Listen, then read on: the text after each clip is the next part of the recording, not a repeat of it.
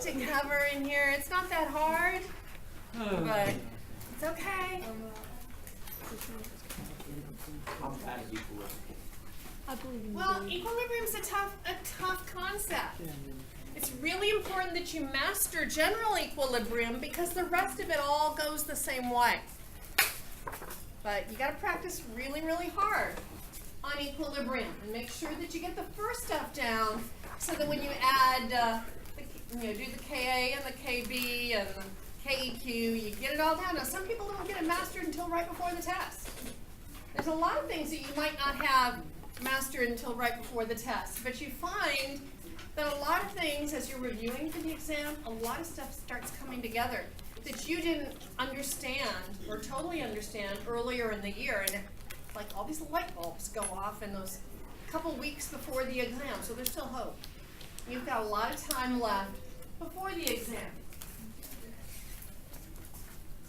So have you had, those of you that have had general equilibrium, have you had done Ka and Kb? Okay. So some of each, all right. We're not going to talk about Ka and Kb here. All right. So equilibrium on your formula chart in your packet. You've got an expression for Kc and an expression for Kp. P is pressure. C is concentration in moles per liter. We use brackets when we're talking about concentration because it means molarity. We don't ever use brackets for pressure. You can use parentheses, but we don't have to. It's partial pressure. So make sure that when you talk about Kp, you never put brackets there, or it may be counted wrong. So Kc is molarity, Kp is an equilibrium constant with using units of pressure. They're set up the same. So chemical equilibrium is a point at which the concentrations of the reactants and products don't change anymore. They're not changing, but it doesn't mean the reaction has stopped. It hasn't stopped. The forward and reverse reactions are going at equal rates. The concentration of the product is probably not equal to the reactant. You probably have a lot more of one than the other.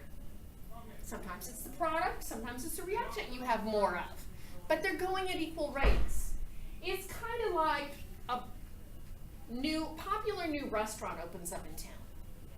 When the doors open in the morning, there's more people going in than coming out. It's not at equilibrium. When the restaurant fills up and the fire marshal says that's capacity, you can't let anybody go in, then the rate going in is going to equal the rate going out. We can't let anybody in unless somebody comes out. Towards closing time, more people are going out than going in. Not at equilibrium anymore. It was only at equilibrium when it was at max capacity, and the same number of people were going in as going out. So equilibrium is dynamic. The reactions are still going. Any chemical reaction in a closed container will reach equilibrium because if the container is not closed, gases, etc., can escape and don't easily react to produce the reactant again. At equilibrium, the forward reaction rate equals the reverse reaction rate. Every single year on the AP exam, you're going to see graphs in multiple choice questions that ask about equilibrium. And they're tricky because you've got to look at what the axes read and try and figure out what they're asking in the question. Here we have concentration versus time in both of these graphs. In the first one, the concentration of the reactant decreases and then levels off. Concentration of the product increases and levels off. Same thing over here. At what point in this graph are we at equilibrium? Are we at equilibrium at the very beginning? How about right here? How about right here? Yeah, when the concentrations become constant, that's at equilibrium. Where do you think in this graph people are going to make the biggest mistake? Right.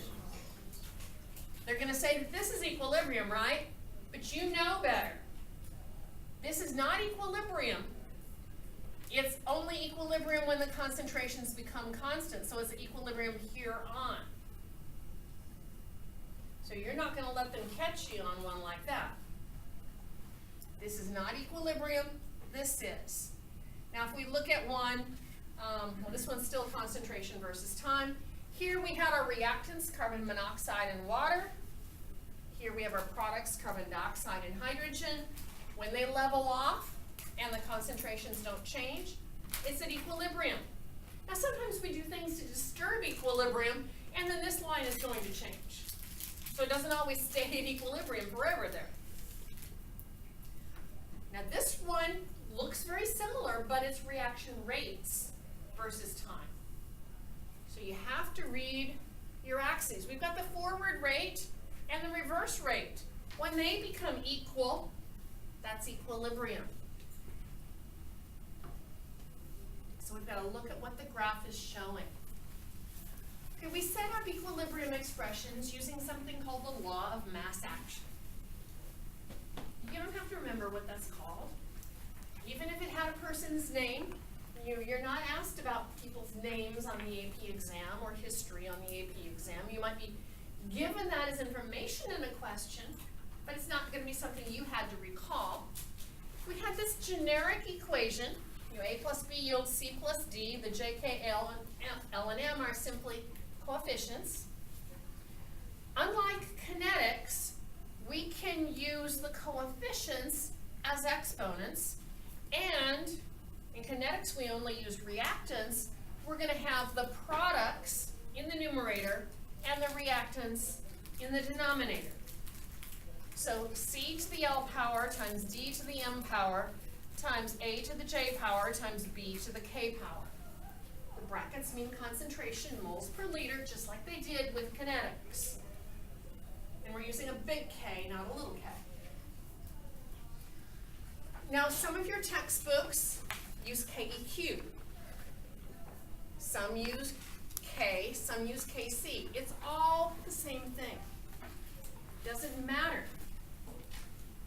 what they're called. It might be KA or KB or KW. It's still going to be products of reactants raised to the powers of their coefficients. If it's KP, it's just in pressure instead of concentration, but it's still products over reactants raised to the power of their coefficients. We're going to do the same thing with KSP. Always products over reactants raised to the power of their coefficients. So if we had these coefficients for this reaction, the NO2 would be to the fourth, the water to the sixth, and it's only because it's water that's a gas. We're going to learn that we leave out all liquids and solids, as long as that liquid is the solvent for the reaction. So 4, 6, 4, and 7. If we know these concentrations, we can plug it in and solve for K. K changes with temperature. Changing concentrations doesn't change K. Changing pressure doesn't change K. But changing temperature is the only thing that's going to change K for a certain reaction. And it depends whether it's endothermic or exothermic, whether K will increase or decrease, and we will look at that. Now, if I was to reverse the reaction, we had the reaction starting with the ammonia. Oh, I guess it was this reaction if I was reversing. The A and the B. I had A and B yield C and D. Now, if we reverse it, we're just going to take the reciprocal of the old K. And if we don't have those concentrations, that's okay, because if I had my old K, I can take the reciprocal of it to find my new K. That's a very common type of question you'll find on the AP exam, where you've got a reaction going one direction, and you know the K value for it, and then they will ask you for the K for the same reaction going the opposite direction. So if they ask you for a K, and don't give you concentrations, they had to give you K for another reaction that's going to be similar to it, that you can manipulate.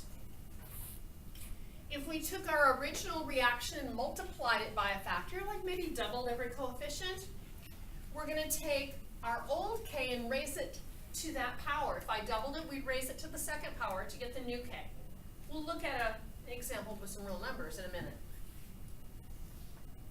If we had a two-step reaction, and we wanted the k for the overall reaction, we multiply the individual k's.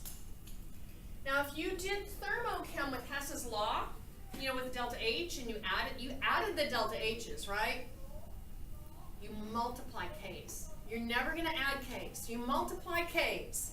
You add H's, but you multiply k's. Units for k depend on the reaction. We don't usually see any units for k, big K. Or little k for kinetics, they often ask about that. Okay, equilibrium position is a certain set of equilibrium concentrations. We can have different equilibrium positions with the same value of k. The equilibrium position depends on how much we put in initially. For Kp, we never use brackets, but you don't have to have the parentheses. You can have the partial pressure of C raised to the L, partial pressure of D raised to the M. You don't have to have the parentheses there, so you'll see it both ways, but just make sure you don't put brackets there. And if you're doing Kp, make sure they're in atmospheres. They need to be in atmospheres if they give them to you in millimeters of mercury or torus. You'll never see kilopascals on the AP exam, even though you might see it in your textbook because it's your standard unit, but if they won't ask you about that on the AP exam. One thing that's in your packet that is not on the AP exam, in your packet they have you converting Kp to Kc. Kp is equal to Kc times RT to the delta N.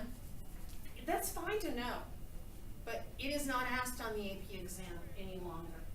It's not on the formula chart, it's not asked on the AP exam. Okay, as I mentioned, we leave out pure solids and pure liquids that are the solvent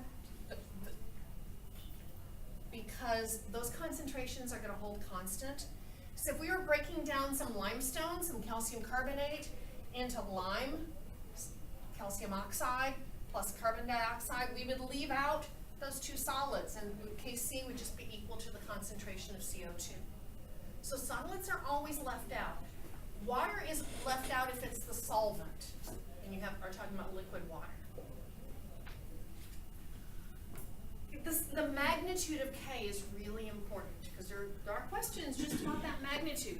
If K is large, 1,000 or greater, that means you're going to have almost all product and very little reactant. If K is small, less than 1,000th, you're going to have almost all reactant and very little product. If K is somewhere between 1,000th and 1,000, you're going to have a good amount of both reactant and product. So if K is 52, then you're going to have a lot of reactant and product. So just by looking at the size of K, we can get some idea of what's going on in the reaction, whether it's going to produce a lot of product or not. Now, just because K is big doesn't mean it's going to be a fast reaction. With our specific rate constant, the little k, a big little k tells us that the reaction's fast. But that's not true about our equilibrium constant. It's like the delta G, it's going to tell you that it's thermodynamically favored. A k greater than 1 is thermodynamically favored, just like a delta G that's less than 0. We can't always compare two k values to each other, especially if they're not very different, because the stoichiometry of the reaction might vary. Something might be squared where something is cubed in another equation.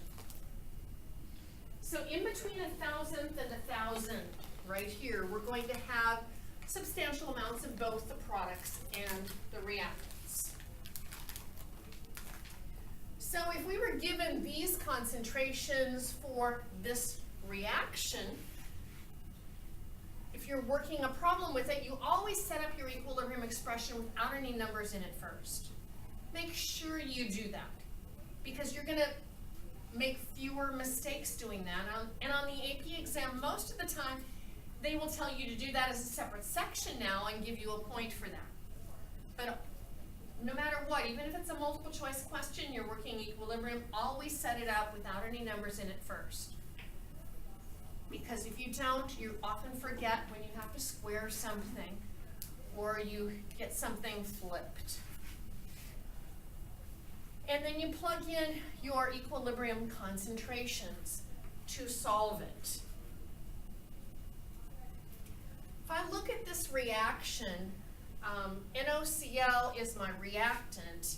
I see that I have very similar concentrations of my reactants in my products.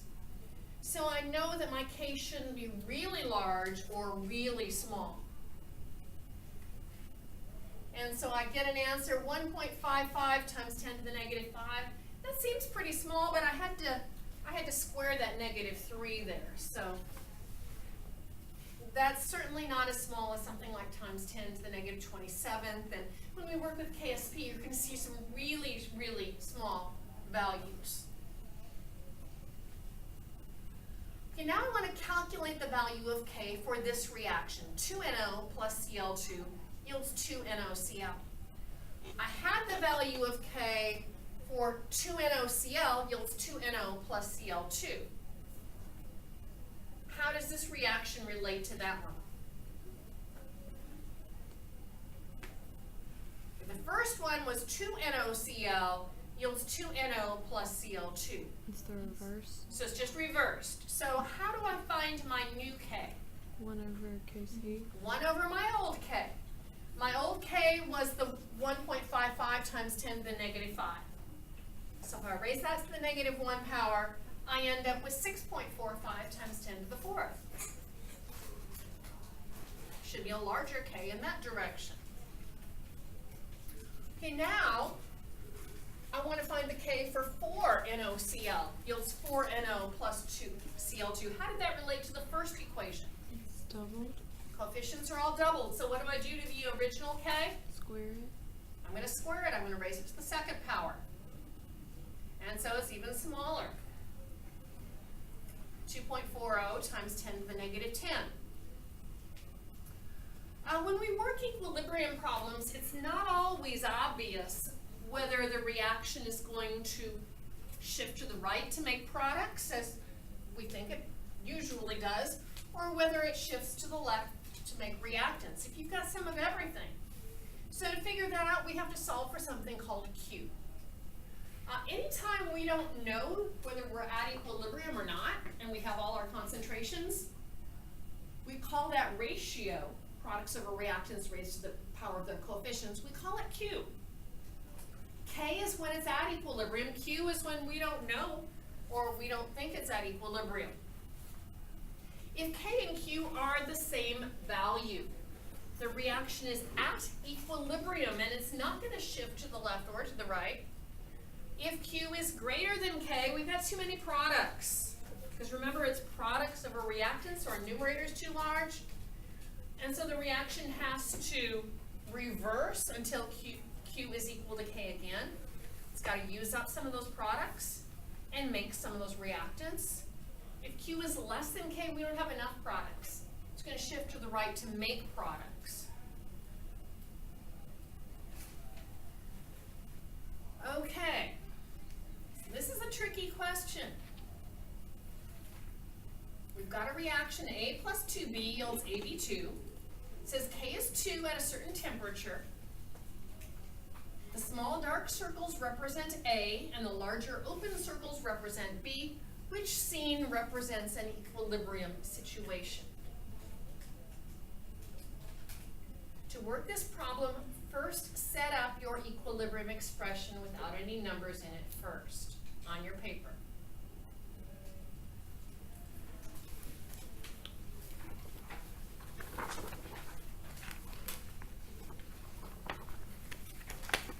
Many of these particle of you are not ones that you can just look at and answer. You've got to do some scratch work. Many of your multiple choice questions involve a little bit of scratch work, a little bit of math. Don't be afraid to write on them when you're doing that. Now, this example is not in your packet. This is one that I wrote for a textbook.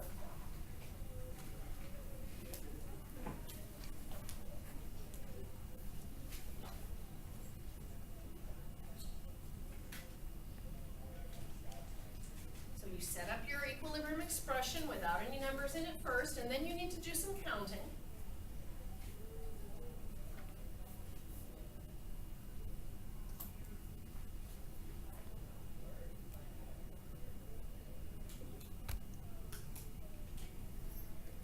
Some of you may be a little hard to see over there. So this one's got 2 A's. It's going to have 1 B, and it's going to have 4 AB2s.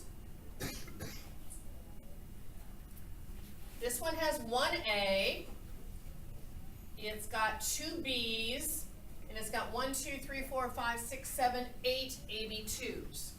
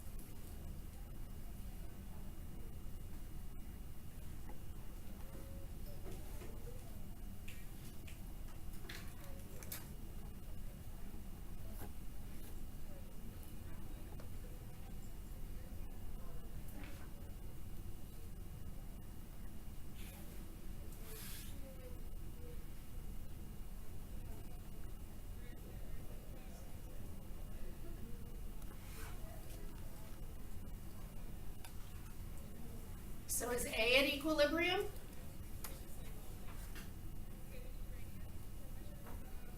Yes? No? How do I figure it out? Okay, you should have written an expression that K is equal to AB2, the concentration of AB2, over the concentration of A times the concentration of B squared. And when you calculate that for scene 1, you should have 4 over 2 times 1 squared, which gives you an answer of 2. And since K was 2, then you are at equilibrium. Q equals K for A.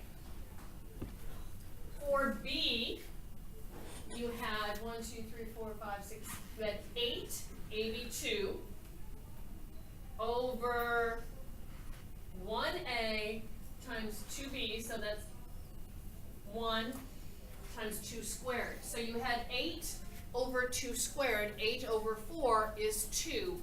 So scene 2 was also at equilibrium. The answer was D. Both scenes were at equilibrium. But that's a little different, where you've got to do those calculations with that.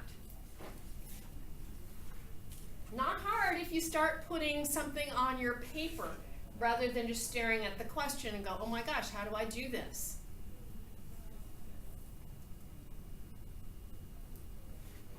Okay, here we have a reaction with an equilibrium constant of 1.4 times 10 to the negative 3. What information is provided by that constant's value?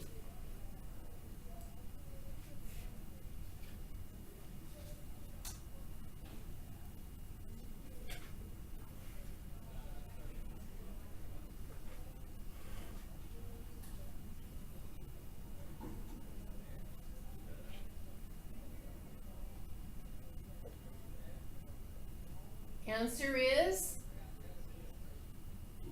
E. it is D. Because the constant was less than 1, we know that we're going to have more reactants than products. So that was easy. That doesn't take long to answer. You have 90 seconds for each multiple choice question.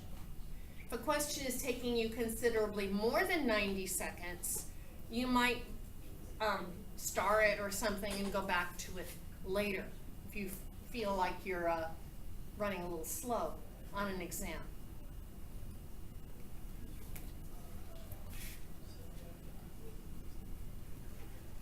Here the molecular view shown represents the reaction R yields 2G at equilibrium.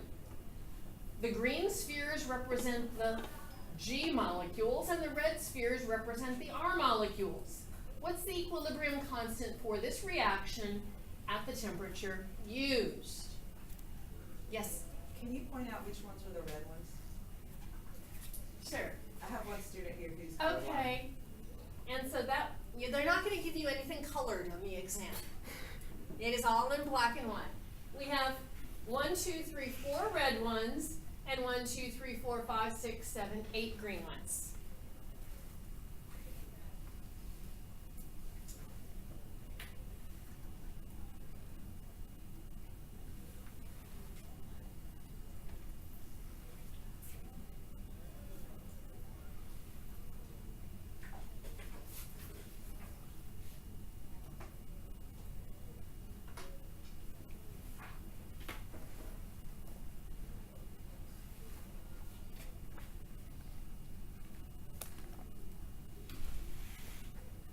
So this is one where you have to set up the equilibrium expression without any numbers in it first, and then plug and jug.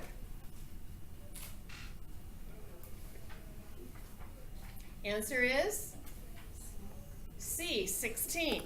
Because you have 8 squared, 64 over 4. So it's 16. And see, if you don't set it up without any numbers in first, you're going to forget to square that. So you gotta always set it up without any numbers in it first. Okay. So when you're solving an equilibrium problem, it's very important to follow a series of steps. And these steps are the same in all of your kinds of equilibrium problems. That's the important thing to remember about equilibrium, is it's not like you have a whole bunch of different kinds of problems. They just all have little different twists. But if you think of them all as the same thing, it's so much easier. If we skip steps, like forgetting to set up the equilibrium expression without any numbers in it first, we can lose points and have problems. So if they don't give you a balanced equation, always write a balanced equation. If there's a chemical reaction that's going to go to completion, like you've added a strong acid to a reaction with a base in it, you've got to write your that reaction and do the stoichiometry before you can go anywhere else. Now, you're not going to have that until your aqueous equilibria unit. But if there is a reaction that has to be, that's going to go to completion, you've got to work out stoichiometry before you can work with your rice table. You set up your equilibrium expression without any numbers in it first. If you have some of everything, you're going to have to solve for Q to figure out which way it's going to shift. Most of the time, you don't have products, so that is usually easy. We're going to set up a rice table or ice box. It can be called either or neither, but we did lots and lots of rice problems in my classes, and I told my students they would be dreaming in rice, and many of them would tell me about their dreams of struggles working rice problems. We're going to substitute the final concentrations into the equilibrium expression and solve for X. And the step that my students always wanted to skip was to check to make sure your answer was logical. Does it make sense? And I would tell the kids as we're going through this that, I know this isn't going to make a lot of sense to you until we actually work some problems. When you solve an equilibrium problem, you're going to have some plus x's and some minus x's that are so small that we can treat them as negligible. We can ignore them. They have to be less than 5% of the number we were adding them to or subtracting them from for them to really be considered negligible. If they're not negligible, we need a quadratic equation. And you never have to use a quadratic equation on the AP exam. I would recommend never using one, even using the solver on your calculator, because mistakes happen. So if x is negligible, treat it as negligible and go on. Okay, so here we have an equation. Carbon monoxide combines with water to make CO2 and hydrogen. The equilibrium constant's 5.10.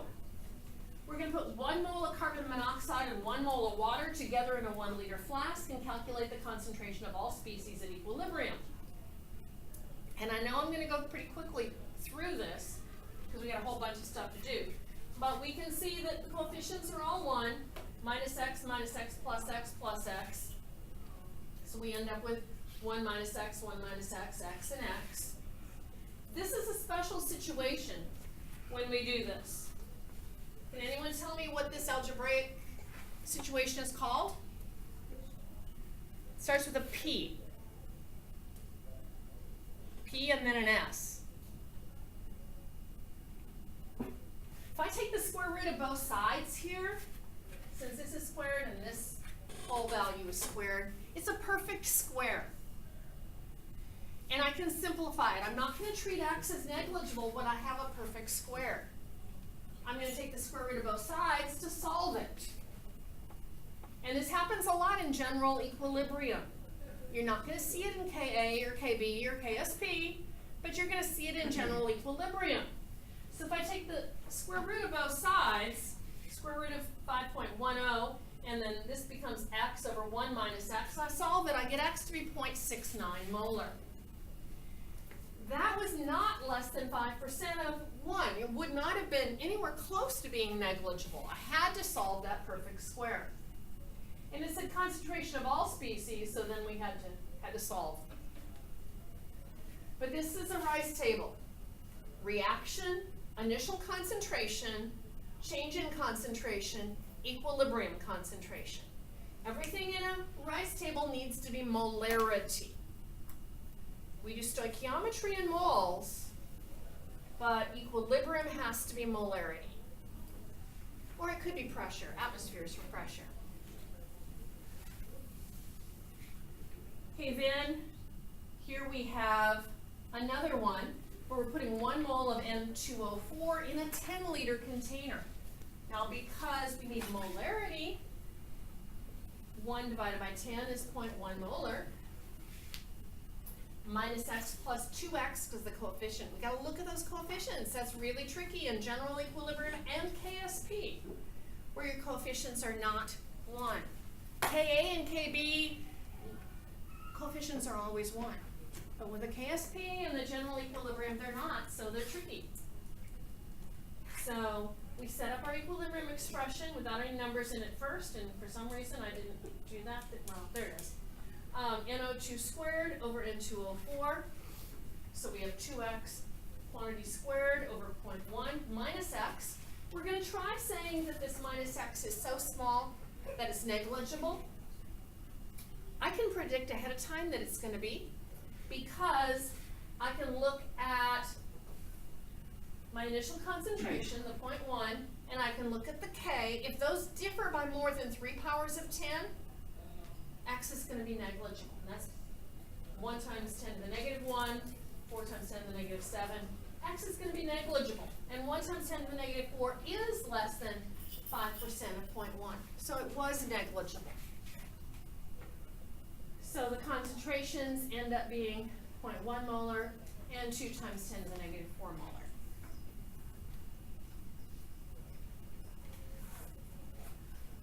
So practice on those. And yes, you'll make a lot of mistakes at first. It takes a lot of practice. Always go through all of the steps. Le Chatelier's principle. When you're writing an answer for an AP pre-response question, don't say because of Le Chatelier's principle. Don't even ever try and spell that. On your AP exam, it's not going to give you any credit. You've got to talk about what's going to disturb the reaction or cause it to shift. You have a new Q. How does the reaction have to change till Q equals K? But when you add a stress to a system, the system, like a chemical reaction, is going to shift to try to relieve the stress. So if we are increasing the concentration of something, let's say we're increasing the concentration of a reactant, if we add more reactant, you're going to have more collisions. So the forward reaction rate is going to temporarily increase until we make more products. It's going to shift to the right. To use up some, not all, of what we added, but once Q equals K again, then we reestablish equilibrium. If we add more of a product, it's going to shift to the reactant side. It's got to shift to reestablish K. So here, if we were to add extra carbon monoxide, we got to use up some of it. It's going to shift to make some methanol, but in the process, it's going to decrease the hydrogen. So this increases. You'll use up some of it, but not all of it. This will decrease. This will increase, but the K has to be constant. So when it ends up, the ratio is going to be exactly the same as it was before. This is used so much in industry. A chemical engineer has to be very familiar with Le Chatelier's principle, because knowing whether to increase or decrease concentrations or increase or decrease temperature or pressure that you're running a certain reaction at will greatly affect safety, yield, kinetics involved with the time. If you increase the temperature, it's going to speed up the reaction, but does it give you a lower yield? Sometimes. So you got to figure out the best factors for making your product. Changes in temperature. Depends on whether it's endothermic or exothermic. So they would always have to tell you, either in words, whether it was endo or exo, or they'd give you a delta H value. Think of heat as a product or a reactant. If it's endothermic, it's a reactant. If it's exothermic, it's a product. Changing temperature is the only thing that's going to change K. So if we increase temperature, the reaction is going to shift to make more product and less reactant. Product over reactant, K's got to increase, right? The ratio is going to increase. If you decrease the temperature, it removes heat, so it's going to shift to produce more heat. And I'm going really fast here so we can get to the K. Changes in pressure. Pressure is only going to affect equilibrium if we have gases and if there are an unequal number of moles of gas. If we have 2 moles of gas on the reactant side, 2 moles of gas on the product side, changing pressure won't do a darn thing. If there's no gases involved, adding an inert gas raises the total pressure, but it's not going to shift the reaction at all. Increasing the pressure, the system is stressed and it wants to decrease the pressure, so it's going to shift to the side with fewer moles of gas. If we decrease the pressure, it's got to shift to the side with more moles of gas. The Haber process for making ammonia, one of the most important industrial chemical reactions all over the world. It's an exothermic reaction. If we run it at a high temperature, yes, we get product faster, kinetics. But if we run it at a high temperature, it drives the reaction this way. We get a lower yield. Okay, what about pressure? Do I want to run it at a high pressure or a low pressure to make ammonia?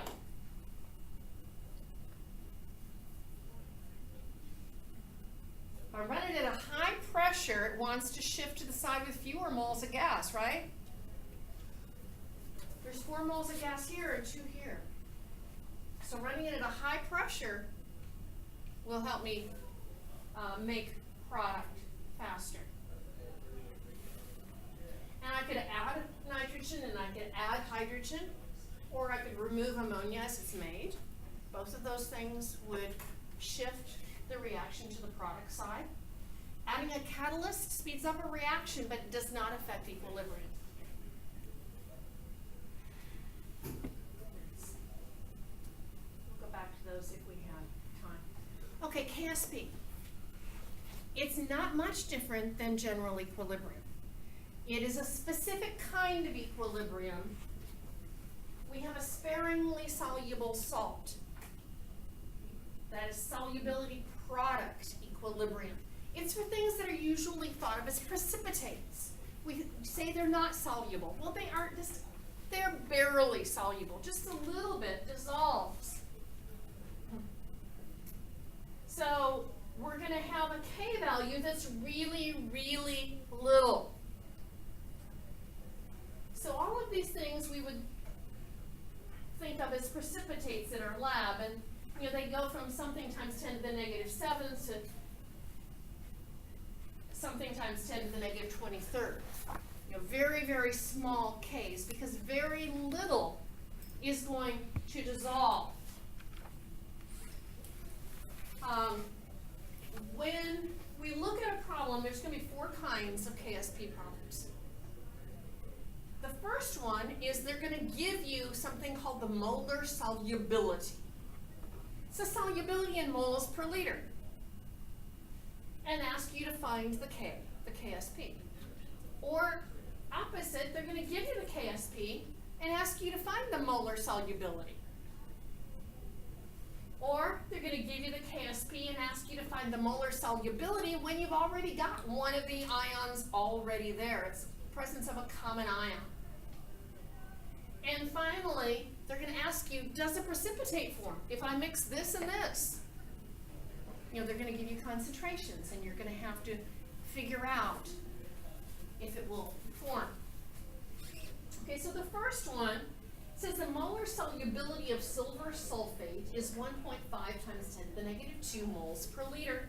Calculate the solubility product of the salt. That means the KSP. First thing you've got to do is write the equation, and they're usually not going to write it for you. So you've got to dissolve the silver sulfate. So silver sulfate, silver's plus 1 and sulfate's minus 2, so it's Ag2SO4. So you're going to get 2 silver ions and 1 sulfate ion. Now when we set up a K expression, remember we leave out solids.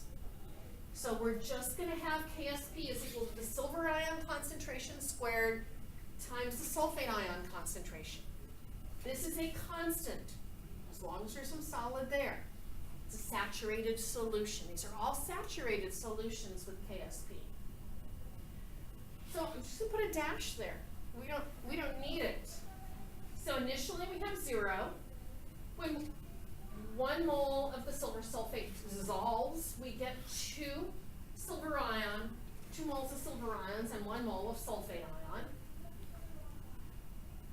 Molar solubility, when they give you molar solubility, they're giving you X. So they told you that this is 1.5 times 10 to the negative 2 moles per liter. So that means we know that this is going to be twice that, and that's going to be that. So we know these concentrations. They're 2X and X, but if we know what X is, we can put those right in the diagram if we want to. We set up our value, our expression. KSP is equal to silver ion concentration squared times sulfate. So 3 times 10 to the negative 2 squared times 1.5 times 10 to the negative 2. It's equal to 1.4 times 10 to the negative 3. So KSP, I think that's a 3, or 5, negative 5, yeah.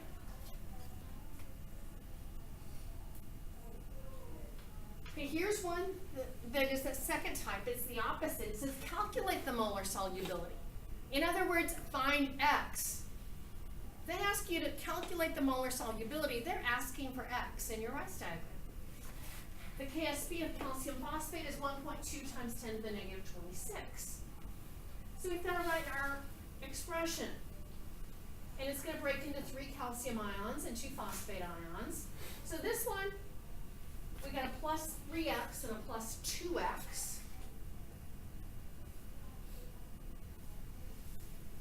So we set that up. this is a little trickier than most. 3x quantity cubed is not 9x cubed. That's a common mistake my students always make. 3x quantity cubed is 27x cubed times 2x quantity squared, which is 4x squared. So we get 108x to the fifth. Usually it's simpler than this. But we can take this value and divide it by 108 and take the fifth root. Easiest way to take the fifth root on your calculator is to raise it to the 0.2 power. Caret 0.2. So we end up with x being 2.6 times 10 to the negative 6 molar. That's your molar solubility. That was x. Okay, then the third type is very similar to the second type. It wants the molar solubility. It wants x of lead 2 iodide in a 0.05 molar solution of sodium iodide. Common mistake is to ignore this part. But it makes a difference. If I already have some iodide present, it's going to change the solubility. This is a common ion effect problem.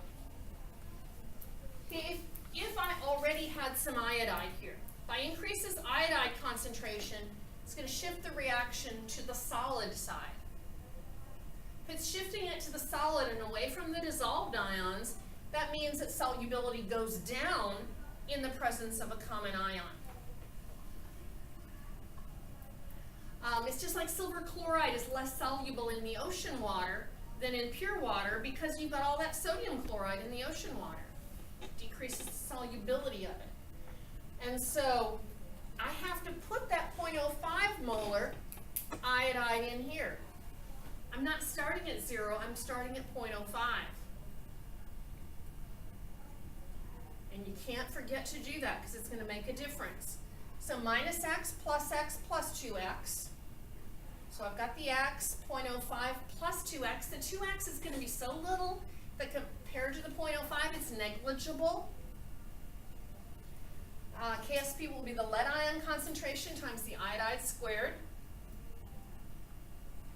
So it's equal to x times 0.05 plus 2x, quantity squared, approximately equal to x times 0.05, because this is going to be so little, it won't matter. And we end up with x being 5.6 times 10 to the negative 6 molar. In pure water, it's 1.5 times 10 to the negative 3 molar. So it's much less soluble when you have a common ion present. Here we're mixing together barium chloride and potassium sulfate and asked whether a precipitate is going to form. What would be the possible precipitate if you mixed barium chloride and potassium sulfate? Would it be the barium sulfate or the potassium chloride? You know all group 1 compounds are soluble, right? So potassium chloride is not going to make a precipitate. But the barium sulfate is a likely precipitate. To answer this, we do need the KSP value for the barium sulfate. And I don't know that I put it in this part of the question. But we have to change these to moles because we're mixing 200 mils and 600 mils together. So our total volume is going to 800 mils. So we've got to find a new molarity once they're mixed together. So I had 8 times 10 to the negative 3 moles of barium. Divide that by 0.8 liters, that's 0.01 molar barium. Do the same thing with the sulfate, it's 0.06 molar sulfate. So the KSP would be given in the problem as 1.1 times 10 to the negative 10. My Q, 1 times 10 to the negative 2 for the barium, times 6 times 10 to the negative 2 for sulfate. They were both first power. We end up with 6 times 10 to the negative 4. Q's bigger than KSP. Am I going to have a precipitate? I have too many products Remember, it's products over reactants. I have too many products. I'm going to have a precipitate. Anytime Q is bigger than KSP, a precipitate is going to form. If Q is less than KSP, we don't have a saturated solution yet. Now, a lot of problems like that, instead of having, say, 600 and 200 mils, they're going to be equal volumes. If the volumes are equal, you're pouring 400 mils and 400 mils together, then a shortcut is just cut the molarities in half. If you had a glass of orange juice and a glass of water and you poured them together, they would be half as concentrated. So a lot of times that's a shortcut you can take in these problems if you have equal amounts of each. Just be on the lookout for that. Okay, you've got a Nmsi super problem. Go ahead and start on that. We won't get too far, but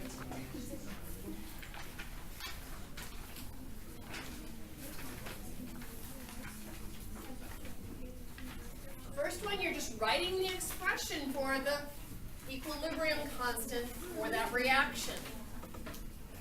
That should be a freebie. Free point.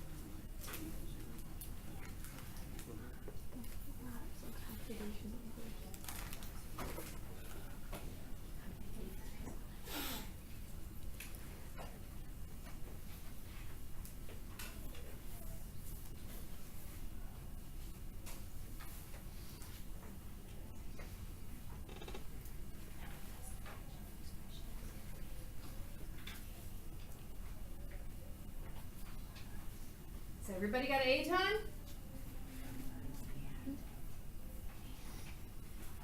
So it should have SO2 squared over O2 over SO3 squared. And make sure you have the K or the KC there. 1 point for the correct equilibrium expression. Make sure it's always products over reactants and watch out for those coefficients. Okay, then they want the initial molar concentration of SO3.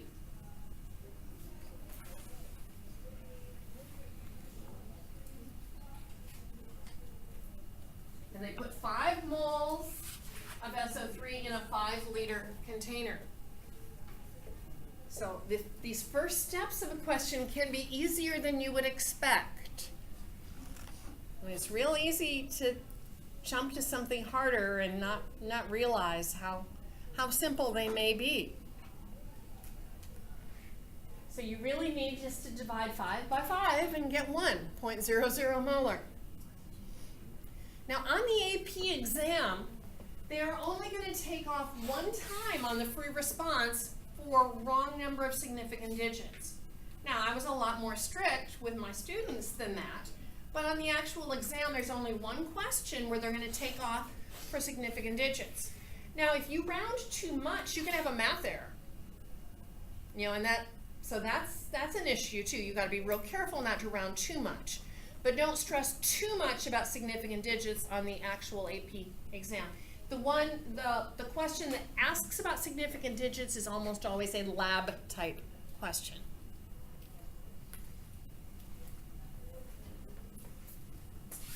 So if you just put 1 molar there, you wouldn't have lost any points unless you were in my classroom, and then I would have taken It's that time again to switch to the next rotation.